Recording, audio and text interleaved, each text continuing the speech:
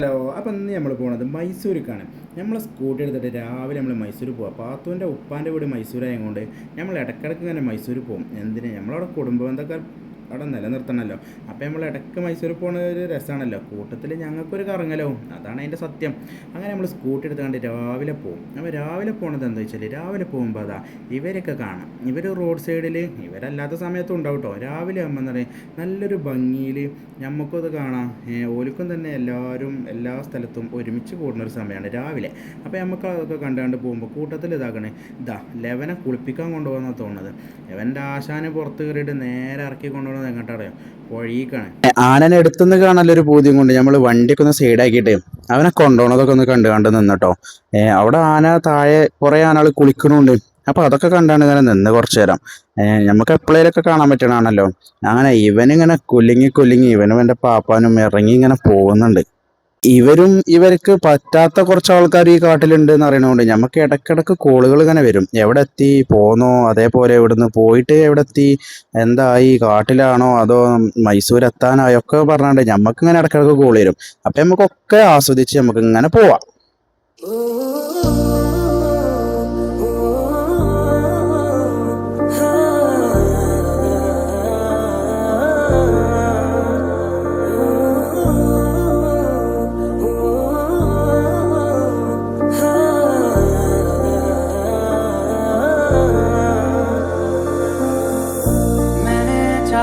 तुझे मेरी खता नहीं, मेरी खता है कि तुझे पता नहीं।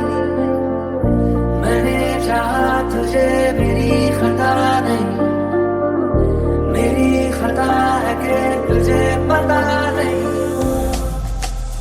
तो सजनी रे कैसे कटे दिन रात, कैसे हो तुझसे बात, तेरी याद सता दे रे। ओ सजनी रे कैसे कटे दिन रात, कैसे मिले तेरे साथ, तेरी याद सता दे। അങ്ങനെ നമ്മൾ മൈസൂരിൽ നിന്ന് വന്നിട്ട് നമ്മൾ നേരെ പോയത് വയനാടൻ വ്ളോഗ്സിനെ കാണാൻ വേണ്ടിയിട്ടാണ്. അവൻ്റെ കൂടെ നമ്മൾ മീഷോൻ്റെ ഒരു വർക്ക് ചെയ്യുന്നുണ്ട്. അതിനെക്കുറിച്ച് കൂടുതൽ അറിയാനും വേണ്ടിയിട്ടാണ് നമ്മൾ പോയത്. അങ്ങനെ അതിനെക്കുറിച്ച് അറിഞ്ഞ് നമ്മൾ എന്ത് ചെയ്ത്, ഞങ്ങൾ എല്ലാവരും പാടെ കൂടിയിട്ട് നെല്ലിക്കുത്തുള്ള നമ്മളെ ലോട്ടസ് ഗ്രോ പറഞ്ഞ റിസോർട്ട് ഒന്ന് ബുക്ക് ചെയ്തുകൊണ്ട് അതിലൊന്ന് പോകാമെന്ന് കരുതി. അത് അടിപൊളി കേട്ടോ. നമ്മളെ നെല്ലിക്കുത്ത് നമ്മളെ നാട്ടിലുണ്ടായതുകൊണ്ട് പറയല്ല, അടിപൊളി റിസോർട്ടാണ്. അപ്പോൾ റിസോർട്ടിൻ്റെ കൂടുതൽ വിവരങ്ങൾ അടുത്ത വീഡിയോയിൽ വരുന്നുണ്ട്. നമ്മളിതാ ചാടാനുള്ള പരിപാടിയിൽ ഇങ്ങനെ നിൽക്കുന്നതിൻ്റെ ഇടയിൽ നമ്മളെ ലിയമോള് വന്നാണ്ട് ഉന്തിടാനുള്ള പല പരിപാടിയും നോക്കിട്ടോ. പക്ഷേ നടക്കാത്തത് കൊണ്ട് നമ്മളോളെ പറഞ്ഞയച്ച്. അപ്പോൾ അതിൻ്റെ കൂടുതൽ വിശേഷങ്ങളായിട്ട് അടുത്ത വീഡിയോയിൽ വരും. ഓക്കെ.